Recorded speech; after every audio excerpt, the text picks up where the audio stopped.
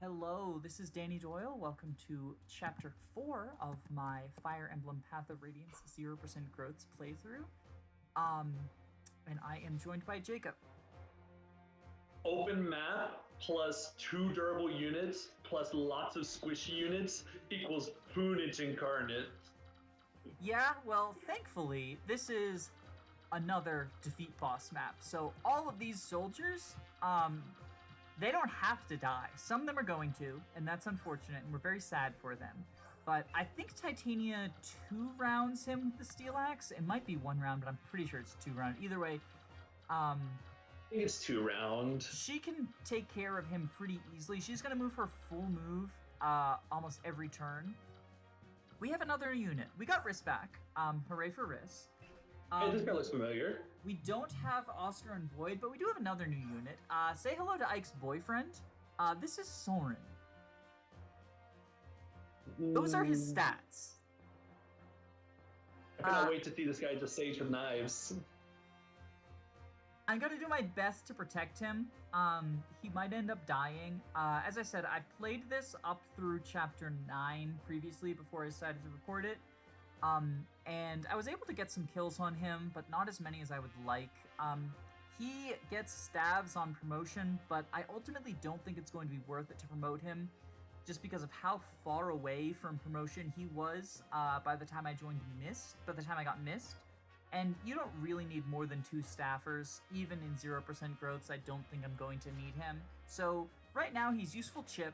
He has Adept, which in vanilla is very useful because it makes him sometimes double when he's not supposed to. But here it's just like, it's not reliable enough. I mean, it's not reliable in vanilla either, but here you really need reliable stuff in order to count on it. And it's mostly going to be irrelevant because, again, it triggers, it doesn't say how, but I think it triggers based on speed or skill or something. I think Path of Radiance was the first game where it triggers off of skill instead of speed. Either way, it's 8 and it's not going up because he's not getting any stat boosters. Like, yeah. And also, 2 defense, 18 HP. There's a reason that he and Ike are boyfriends. They have so much in common. They bond over the fact that they get one shot by everything. I am going to do some inventory management. Jacob, you can go ahead. Sorry. So when it comes to like long-term mages and sages, I mean, of course, like Soren isn't going to be very long-term. I don't remember Tormod's base level. I'm trying to look it up right now because I want to say it's kind of close to promotion. So I guess maybe he could be like a fill-in staff or something if you ever need one. Well, Soren has extra of the only stat that matters, or not Soren. Tormod has extra of the only stat that matters, which is movement. But we'll get to him when we get to him. Of course, but hitting on res, it'll be helpful. I mean, even in vanilla, I've never been very impressed with Soren. I feel like he just takes so much babying to actually get going. It's like whenever I see him go up against something, even if whenever he goes up against enemies in this chapter, it's like, yes, he does like 5 damage once. And sometimes he'll get adept and do like 5 damage twice, I guess. So I always find it so hard. I find it so hard to just get him off the ground. Now, I know he becomes pretty good once you actually get him going, but I don't know. I feel like he takes a lot more work than like the other early mages in Fire Emblem. You have like Lou, Urk. I feel like they just start off a bit better than him. Maybe it's like because he starts off on this big open map where it's just impossible to keep him safe. Yeah, he also starts out like much smaller than the other, or not much smaller, much like weaker than the other units. So I don't know. Like the other mages, like when you get Ileana, she, I mean, if you've trained Soren, he'll be better, but it's tempting not to, especially once you know that you've got Ileana and especially Tormod coming up. All they need is bonus experience to catch up. He benefits from bonus experience. I'm sure a little bit of bonus experience will fix up Soren in this run, right? No. No, I'm sorry. I love the Ike Soren ships. I do think that they belong together, but they can belong together on the bench. Oh, we're benching Ike in this run? I fucking wish. We're gonna bench him on Titania's horse. Okay, so I think the strat is, how much does he? 14. 7. It's not enough to kill. That's kind of my thing with Soren, is like, he's like 4-hit KOing this guy, and he doesn't double. So yeah, I will attack with the wind. I do love magic animation in Path of Radiance. Oh yeah, the magic map animations look beautiful in Path of Radiance. I'm pretty sure it's the same as their non-map animations, although I haven't seen non-map animations in so long that, like, I might be wrong. I think my favorite are the siege tomes. Like, I love the bolting animation, as well as like the blizzard. I think they just look so I don't know the word for it. They look so potent. They look really strong. Like, especially from the way like blizzard kind of like shakes the screen whenever it's going off. It just looks really nice. It makes me think of how when you crit in GBA, it like actually distorts the display. Yeah, it kind of like shakes the screen around a whole bunch. Do you not want to keep everyone else out of range and just let all of them suicide on Titania? So this is where Provoke comes in handy. They would rather attack Shinon than Titania, which means that she's not going to get clogged. Some of them will suicide on her, but like, I want to preserve Iron Axe uses, if possible. I mean, to defend the enemies, I would rather attack just about anyone except Titania.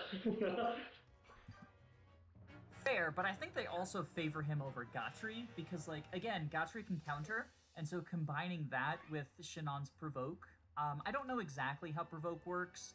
I just know that it, like, increases the odds that an enemy will attack that unit, and the odds are already pretty high when Shinon can't counter. I think it's most helpful if there's, like, archers in the mix. Maybe those 2 archers will go for him, and they'll stay out of the way. I think they're probably going to attack Titania, but either way, I want them to not be in range of Soren. I want them not to realize they can attack Soren, just so I can full steam ahead with Titania and try to kill the boss while keeping Riss and Soren alive. I'm going to bet that other archer goes for Shinon. Oh, I was wrong. Titania. Womp, womp. Provoke harder, Shinon.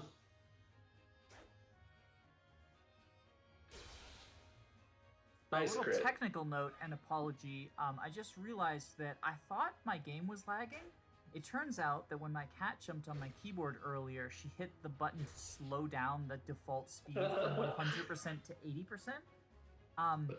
That was before we recorded last chapter as well, so chapter 3 is a little bit slow. I'm sorry about that. I should have been staggering saves so that I could have re-recorded it, but that's just the high quality that I provide. I love playing Path of Radiance even slower. I know. My cat decided that FE9 animations are just so beautiful that we need to spend more time enjoying them. The next Fire Emblem Path of Radiance challenge is going to be playing the game at 50% speed and seeing if you don't lose your sanity by chapter 7. Oh, please don't get people to do that. I work in mental health. I'm in suicide prevention. Don't put more people on my workload.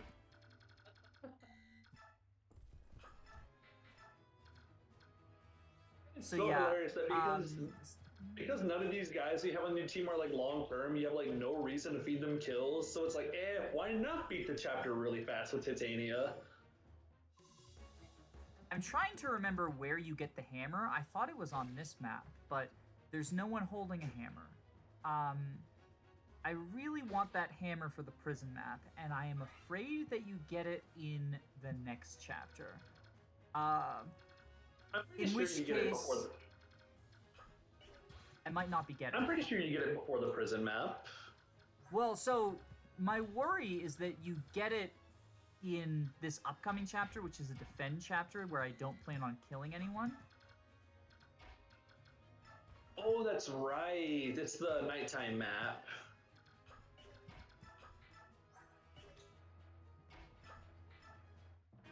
Oh, you didn't shove. Yeah, Shinon doesn't shove Bjork because Shinon's defining character trait is that he's racist, so he would shove them if they were Lagoos. Which is why you sent him into the house with Nasir last chapter. Listen.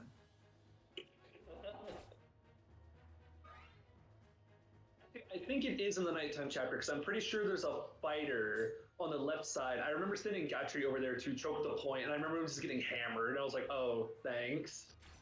Yeah, I got it last time I played through, so it shouldn't be that difficult. I didn't even go out of my way for it. It's a shame that I won't be able to check their inventories during preps, but, could you look it up on WOD, actually? Would you mind? You know I will. Thank you. Just so that I don't have to take my eyes off, my beautiful babe, Titania. Oh, I thought I'm going to miss all of this thrilling and engaging gameplay of Titania doing everything. I mean, unlike a traditional run, Titania's not going to do everything forever. She will eventually be, like, vastly outclassed by enemies. Let's see, chapter 5, chapter data. We're going off the .org wiki, so... No, don't do that. Don't do the .org wiki. I mean, .org wiki says it's dropped by an enemy fighter, so... I can look it up afterwards. I can look it up in between chapters. FE9, chapter 5, WOD.